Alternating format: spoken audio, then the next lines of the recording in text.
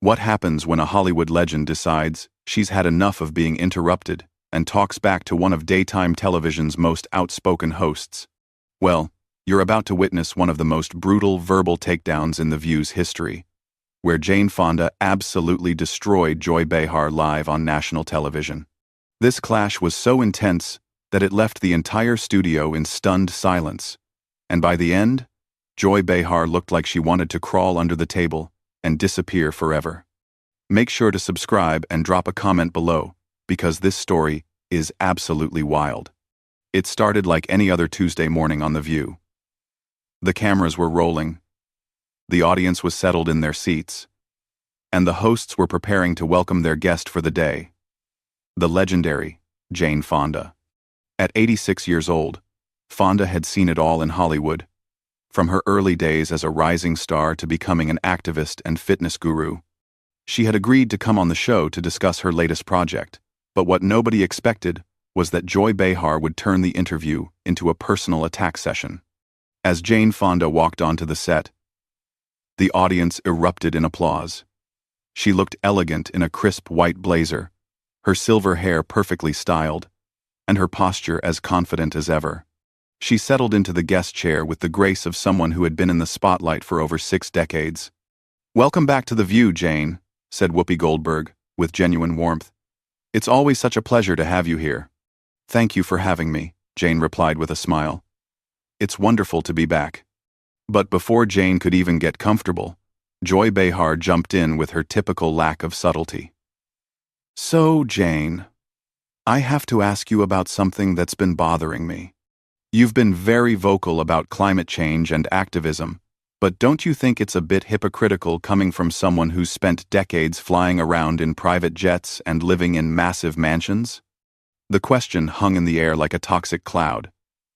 The other hosts exchanged glances, clearly uncomfortable with Joy's aggressive opening. Jane Fonda's expression shifted slightly, but she maintained her composure. "Well, Joy, I think that's an interesting way to start an interview," Jane said, her voice steady but with an edge that suggested she wasn't going to be pushed around. "I've been transparent about my past and the changes I've made in my lifestyle. I've reduced my carbon footprint significantly and used my platform to raise awareness about climate issues." Joy wasn't satisfied with that response. She leaned forward in her chair, her voice getting louder. "But, come on, Jane. You can't just say you've changed and expect everyone to forget about your lavish lifestyle. You're telling regular people to make sacrifices while you live in luxury. Don't you see the problem with that?" The audience began to murmur, sensing the tension building between the two women.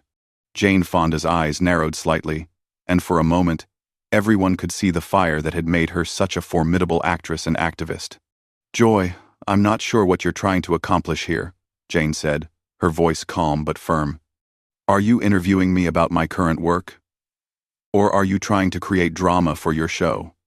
Because if it's the latter, I think you're going about it the wrong way." Joy's face flushed red.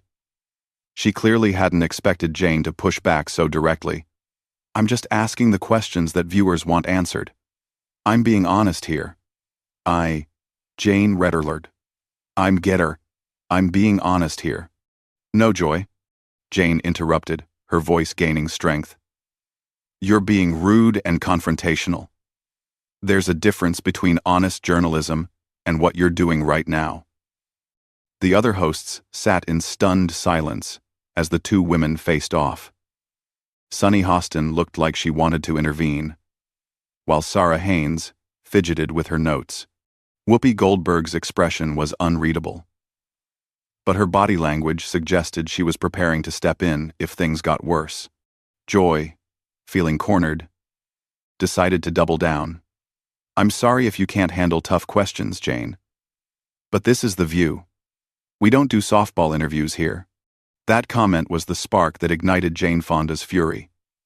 She sat up straighter in her chair, her eyes blazing with an intensity that reminded everyone why she had been such a commanding presence on screen. "Tough questions?" Jane's voice was sharp now, cutting through the air like a blade. "Joy, you call that journalism?" You ambushed me with poorly researched accusations without giving me a chance to properly respond. That's not tough journalism. That's tabloid sensationalism.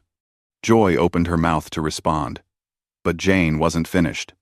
And furthermore, if you had done even basic research before this interview, you would know that I've been living in a smaller home for years. I've eliminated private jet travel from my personal life, and I've donated millions to environmental causes. But you didn't bother to check any of that, did you? The audience was completely silent now, hanging on every word. Joy Behar looked genuinely shocked that Jane Fonda was fighting back so forcefully. She stammered for a moment before trying to regain control of the conversation. Well, I think our viewers deserve to know about these contradictions, Joy said weakly, but her confidence was clearly shaken. Jane leaned back in her chair, a slight smile playing at the corners of her mouth. What our viewers deserve, Joy, is honest, respectful dialogue, not whatever this performance is supposed to be. The word performance hit Joy like a slap. Her face went from red to pale in seconds, and she looked around the table as if searching for support from her co-hosts. But they all seemed to be avoiding eye contact, leaving her to face Jane Fonda's wrath alone. I don't know what you're implying, Joy said, her voice getting defensive and higher pitched. I'm not implying anything, Jane replied coolly. I'm stating it directly. You're performing right now, trying to create conflict where none needs to exist. It's beneath both of us. Joy Behar was clearly rattled. She had started this interview thinking she could intimidate the Hollywood legend. But instead, she was being systematically dismantled by someone who had decades of experience dealing with much tougher opponents than a daytime television host. Look, Jane, Joy tried again. I'm just trying to hold you accountable for your actions. Jane Fonda let out a small laugh that was more condescending than amused. Hold me accountable? Joy, you're a talk show host, not a prosecutor. And even if you were, you'd need to have your facts straight before you started making accusations. The tension in the studio was so thick, you could cut it with a knife. The cameras continued rolling, capturing every moment of Joy Behar's humiliation as Jane Fonda continued her verbal assault.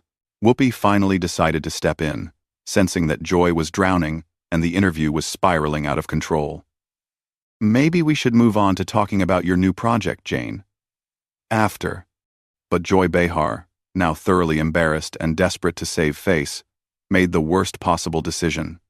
Instead of taking the lifeline Whoopi had thrown her, she decided to go even harder. No, wait, Joy said, holding up her hand. I think we need to address this properly. Jane, you've made a career out of being controversial. From your time in Vietnam to your various political stances, you've never shied away from stirring the pot. So why are you so sensitive now when someone questions you? The audacity of that statement left everyone speechless for a moment. Jane Fonda's expression went from annoyed to genuinely angry. She had been trying to keep things civil, but Joy had just crossed a line that couldn't be uncrossed. Sensitive? Jane's voice was dangerously quiet now. Joy, you clearly don't understand the difference between being controversial and being ignorant. What you just said proves that you have no idea what you're talking about. Joy, emboldened by what she mistakenly thought was momentum, pressed forward. I'm talking about your anti-war protests, your comments about American soldiers. You can't just rewrite history, Jane. The studio fell dead silent. Even the crew behind the cameras seemed to stop moving. Jane Fonda sat perfectly still for a moment, and when she finally spoke, her voice had a steel edge that could have cut glass. Joy, I'm going to give you one chance to retract that statement and apologize.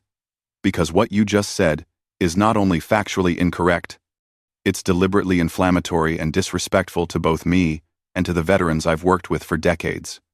But Joy, in her arrogance and desperation, made yet another catastrophic mistake. I don't need to apologize for stating facts. Your actions during Vietnam are well documented. Jane Fonda stood up slowly from her chair, and for a moment, it looked like she might walk off the set entirely. Instead, she turned to face Joy directly, and when she spoke, her voice carried the authority of someone who had faced down much more formidable opponents than a talk show host having a public meltdown. Facts. Jane's voice was controlled but deadly serious. Let me give you some facts, Joy. I spent 2 years visiting wounded veterans in hospitals. I've worked with veteran organizations for over 50 years. I've apologized repeatedly for any pain my actions caused.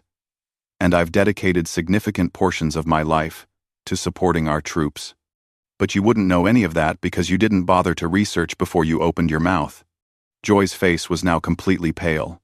She was realizing that she had stepped into quicksand, but instead of stopping, she kept struggling and making it worse. Well, that may be true, but the perception is still there, Joy stammered. The perception? Jane's eyebrows shot up. Joy, you're not reporting on perception. You're creating it. You're spreading misinformation and then hiding behind the excuse that it's what people think. Sarah Haynes finally found her voice and tried to salvage the situation. Maybe we should take a commercial break. Maybe we should take a commercial break. But Jane Fonda held up her hand. No. I think we should finish this conversation. Joy started it. So let's see it through. Joy looked like a deer caught in headlights. She had clearly expected Jane to be an easy target, an elderly actress who would crumble under aggressive questioning. Instead, she had awakened a force of nature who was now systematically destroying her credibility in front of millions of viewers. Joy, Jane continued, you have a platform that reaches millions of people every day. With that platform comes responsibility. You can't just throw around accusations and half-truths because you think it makes for good television. I wasn't throwing around accusations, Joy protested weakly. Yes, you were, Jane shot back immediately. From the moment I sat down, you've been making statements without basis, asking loaded questions, and now you're trying to relitigate history that you clearly don't understand. This isn't journalism, Joy. This is a hit job. The other hosts looked mortified. Sunny Hostin was staring at her hands, clearly uncomfortable with the direction the interview had taken. Whoopi looked like she was calculating how to end this disaster, while Sarah seemed to be in shock. Joy, now completely out of her depth, made one final desperate attempt to regain control. I think you're overreacting, Jane. This is just a normal interview. That comment was the final straw.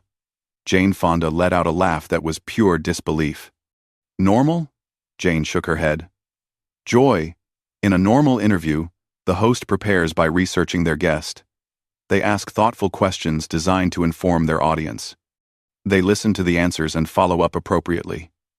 You've done none of that. I did prepare, Joy said defensively. No, you didn't, Jane replied firmly. If you had prepared, you would know that I've spent the last decade working on climate documentaries, that I've been arrested multiple times for protesting environmental destruction, that I've put my money where my mouth is by funding renewable energy projects. But instead of asking me about any of that meaningful work, you chose to ambush me with tabloid-level gossip. Joy's mouth opened and closed like a fish out of water. She had no response because Jane Fonda was absolutely right, and everyone in the studio knew it. And another thing, Jane continued, her voice gaining momentum. Your approach isn't just unprofessional, it's lazy. You could have had a fascinating conversation about the intersection of entertainment and activism, about how Hollywood has changed over the decades, about the challenges facing older women in the industry. Instead, you chose to create fake controversy because you think conflict equals good television. The audience was completely silent, hanging on every word. Some were nodding in agreement with Jane, while others looked uncomfortable witnessing such a thorough professional dismantling. Joy finally managed to find her voice again, but it came out as barely more than a whisper. No, Joy, Jane said, sitting back down but maintaining her intense eye contact. You were trying to score cheap points at my expense. There's a huge difference." The weight of Jane Fonda's words settled over the studio like a heavy blanket. Joy Behar looked smaller somehow, deflated and defeated. She had started this interview thinking she was going to expose hypocrisy, and instead had exposed her own lack of preparation and professionalism. "Furthermore," Jane continued, clearly not finished with her devastating critique, "the way you've conducted this interview says more about you than it does about me. You've shown your viewers that you're more interested in creating drama than in having meaningful conversations with your guests." Joy tried one more time to defend herself. Jane tilted her head slightly, a gesture that somehow managed to be both elegant and condescending. "Joy, there's a difference between tough questions and rude behavior. Tough questions are well-researched, relevant, and asked with respect. What you've been doing is just being combative. For the sake of being combative." The silence that followed Jane's words was deafening. Joy Behar sat frozen, clearly struggling to process the fact that she had been so thoroughly outmaneuvered by her guest. But Jane Fonda wasn't finished. She had decades of experience dealing with hostile interviews, difficult directors, and challenging situations, and she was about to use every bit of that experience to deliver a final blow that would end this confrontation once and for all. "You know what the real tragedy is here, Joy," Jane said, her voice now calm but still carrying that underlying steel. "You had an opportunity to have a real conversation with someone who has lived through 7 decades of American history, who has seen the entertainment industry evolve, who has been on the front lines of social movements. Instead, you chose to waste everyone's time with this performance." Joy's face was now completely drained of color. She looked around the table desperately, but her co-hosts were all avoiding eye contact. They had clearly decided that Joy had dug this hole herself, and they weren't going to jump in to help her. "I think maybe we should move on," Joy said quietly, her earlier bravado completely evaporated. "Oh, now, you want to move on?" Jane's eyebrow arched perfectly. "After you've spent the last 10 minutes making accusations and spreading misinformation, now you want to change the subject? That's very convenient, Joy." The audience was riveted. This wasn't just an interview gone wrong. This was a masterclass in how to handle a hostile interviewer. Jane Fonda was systematically dismantling everything Joy Behar had tried to accomplish, and she was doing it with the grace and precision of someone who had been in far more challenging situations than this. "Joy, let me ask you something," Jane continued, leaning forward slightly. "When you were preparing for this interview, what exactly did you hope to accomplish? Did you think you were going to expose some great hypocrisy? Did you think I would crumble under your questioning? What was your end game here?" Joy opened her mouth, but no sound came out. She was completely speechless, trapped by Jane's direct questioning, with no way to escape, without admitting that her entire approach had been wrong from the start. "Because from where I'm sitting," Jane went on, "it looks like you invited me on your show not to have a conversation, but to use me as a prop in whatever narrative you had already decided to tell your viewers. That's not journalism, Joy. That's exploitation." The word exploitation hung in the air like a bomb. Joy's hands were visibly shaking now, as she tried to figure out how to respond to such a direct and devastating accusation. I never intended to. I mean," Joy stammered. But Jane cut her off with a gentle but firm gesture. "Joy, I want you to listen to me very carefully," Jane said, her voice taking on an almost maternal tone that somehow made her words even more cutting. "I've been doing interviews for over 60 years. I've faced hostile journalists, aggressive prosecutors, angry protesters, and hostile studio executives. You are none of those things. You're just a talk show host who thought she could score points by being rude to an elderly guest. And that's not just unprofessional. It's sad." The audience gasped audibly at Jane's use of the word sad. It was delivered with such quiet authority that it hit harder than any shouting could have. Joy looked like she had been physically struck, Whoopi finally decided she had to intervene before things got even worse for Joy. "Jane, we really appreciate you being here, and I think maybe we should wrap up this segment." But Jane held up her hand politely. "Actually, Whoopi, I'd like to finish this thought if I may. Joy started this conversation, and I think she deserves to hear my complete response." Joy looked like she wanted to disappear into her chair, but Jane wasn't going to let her off the hook that easily. "Joy, you mentioned earlier that I've been controversial throughout my career. You're absolutely right about that. But there's a crucial difference between being controversial because you're fighting for something you believe in, and being controversial because you don't know how to conduct yourself professionally." Jane paused for a moment, letting that distinction sink in before continuing. "When I protested the Vietnam War, when I spoke out about women's rights, when I fought for environmental causes, I knew I would face criticism. I was prepared for it because I believed in what I was doing. But what you've done today isn't brave or principled. You've just been rude for no reason other than you thought it would make for entertaining television." Joy finally found her voice, though it came out as barely more than a whisper. "I'm sorry if you feel I was rude." "I don't feel you were rude, Joy," Jane replied immediately. "You were rude. That's not a feeling, that's a fact. And your apology would be more meaningful if you actually understood what you're apologizing for." The other hosts exchanged glances, clearly uncomfortable with how thoroughly Joy was being demolished, but none of them seemed willing or able to step in and help her. "Let me give you some advice," Jane continued, her voice now taking on the tone of a teacher, addressing a student who had badly misbehaved. "The next time you have a guest on this show, try treating them with respect. Try asking questions that are designed to inform your audience rather than to create conflict. Try listening to their answers instead of waiting for your next opportunity to attack." Joy nodded mutely, clearly hoping that agreeing would make this nightmare end sooner. "And most importantly," Jane said, her voice gaining strength for her final point, "remember that your guests are human beings, not punching bags for whatever frustrations you're carrying around. We come on shows like this to have conversations, to share our experiences, to connect with audiences. We don't come here to be ambushed by hosts who haven't done their homework." The studio was so quiet that the hum of the cameras was audible. Jane Fonda sat back in her chair, having delivered one of the most thorough and devastating takedowns in daytime television history. Joy Behar looked absolutely destroyed, her earlier confidence replaced by humiliation and regret. "Now," Jane said with a slight smile that didn't reach her eyes, "would you like to ask me about my actual work?